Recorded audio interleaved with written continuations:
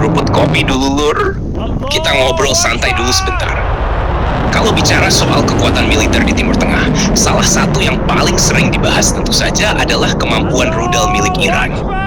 Banyak analis militer menyebut bahwa kekuatan rudal Iran menjadi salah satu yang paling berbahaya di dunia saat ini. Bukan hanya karena jumlahnya yang sangat banyak, tetapi juga karena teknologi yang terus berkembang dan strategi penggunaan yang cukup unik. Iran sejak lama memang mengandalkan rudal sebagai tulang punggung kekuatan militernya. Hal ini tidak lepas dari kondisi embargo senjata yang sudah berlangsung puluhan tahun. Karena sulit membeli jet tempur modern atau teknologi militer dari Barat, Iran akhirnya fokus mengembangkan teknologi rudal secara mandiri. Hasilnya sekarang bisa dilihat. Iran memiliki salah satu arsenal rudal terbesar di kawasan Timur Tengah. Salah satu rudal yang paling sering dibicarakan adalah Fatah. Rudal ini disebut sebagai rudal hipersonik pertama milik Iran.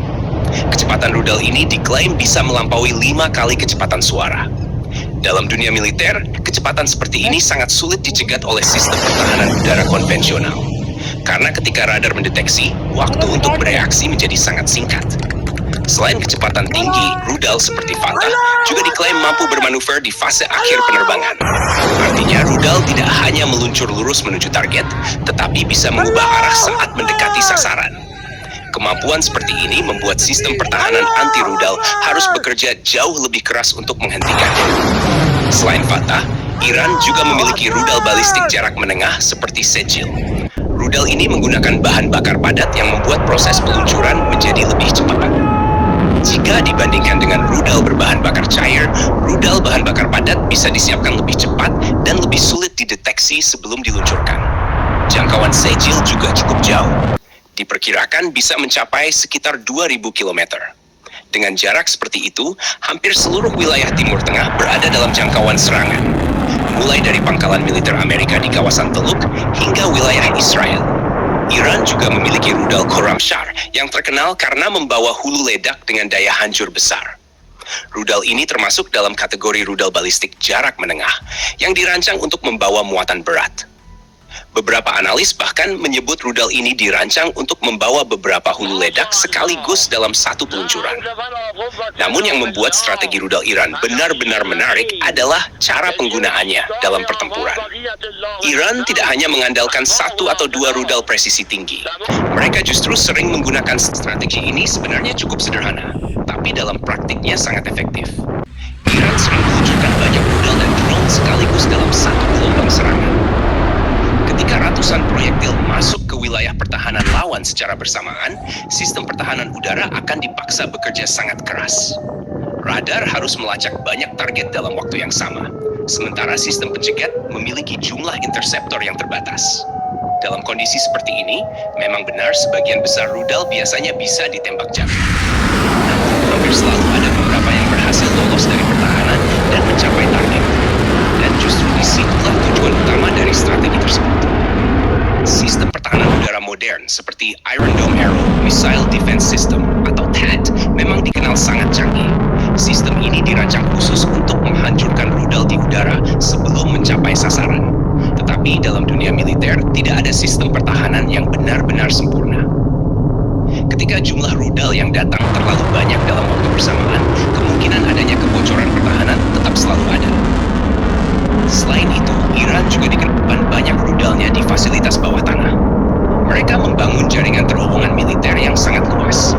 Di tempat-tempat inilah rudal disimpan, dirawat, dan dipersiapkan sebelum diluncurkan. Keuntungan dari sistem penyimpanan bawah tanah ini sangat besar. Rudal menjadi jauh lebih terlindungi dari serangan udara. Pesawat tempur lawan akan sangat sulit menghancurkan persediaan rudal yang berada jauh di bawah tanah. Bahkan jika pangkalan militer di permukaan hancur, unit peluncur rudal masih bisa tetap beroperasi dari lokasi lain. Selain itu, Iran juga menggunakan berbagai metode kamuflase untuk melindungi sistem peluncurnya. Beberapa peluncur rudal bahkan dirancang menyerupai kendaraan sipil seperti truk kontainer. Dari luar kendaraan ini terlihat seperti kendaraan logistik biasa, tetapi sebenarnya membawa sistem peluncur rudal balistik. Strategi seperti ini membuat proses deteksi oleh satelit atau pesawat pengintai menjadi jauh lebih sulit. Lawan seringkali tidak mengetahui lokasi pasti rudal tersebut sampai benar-benar diluncurkan. Dalam beberapa konflik terakhir di Timur Tengah, dunia mulai melihat bagaimana strategi ini digunakan secara nyata.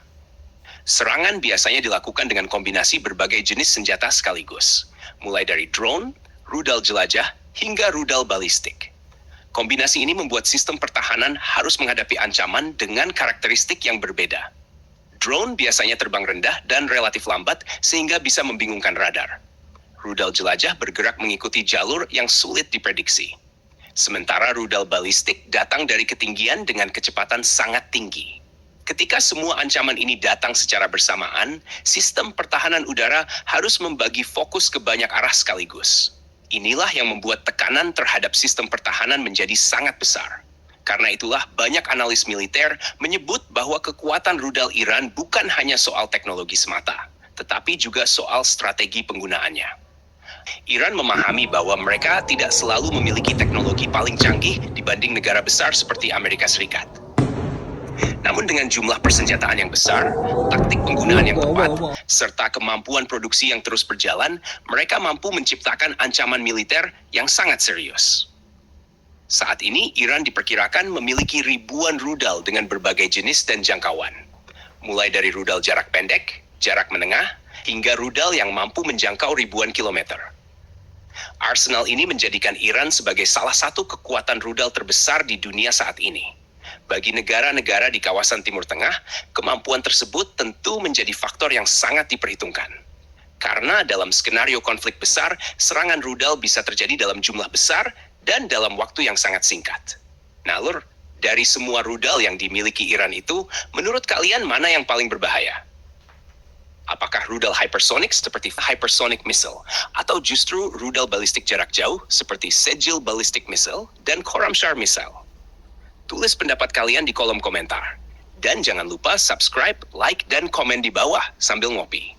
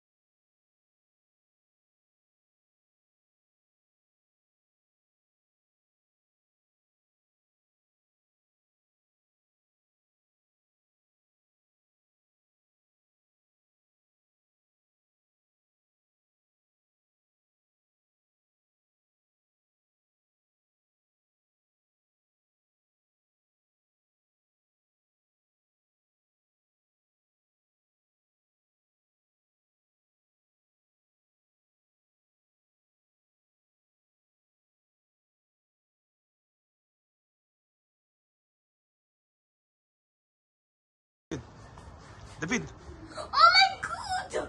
Oh! One! Your mother! Three! מother זקה? אין אזעקה. אוי, הוא נופל, נראה לי שהוא נופל. נופל!